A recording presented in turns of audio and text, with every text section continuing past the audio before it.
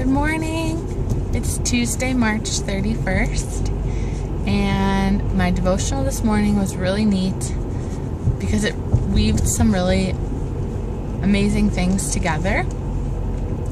So it was actually about God's peace, which I had talked about yesterday, but it kind of put it in a neat light. It said as we get to know the goodness of God,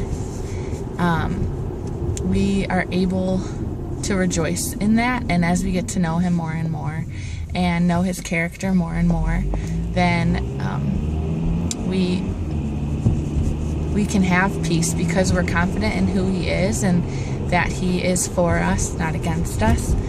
And it talked about this story in the Old Testament about Abraham was married to Sarah, or Sarai was her name before God gave her a new name, and she was having trouble getting pregnant. Like, she was 80 years old, and God had promised Abraham that all of these descendants would come from him. So she took control into her own hands, like we often do, and she had Abraham sleep with their maidservant and tried to build a line through that.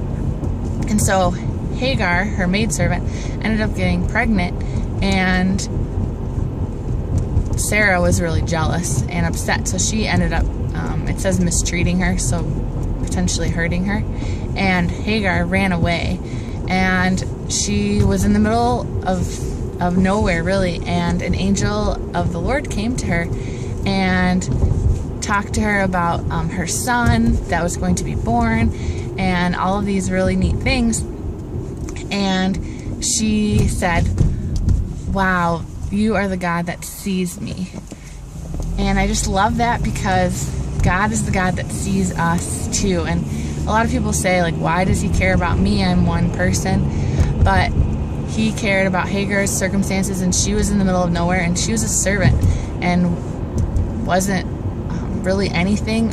Women really weren't held in high regard in general, and so she was even less than that, and she just saw God as the God who sees her, and I really love that.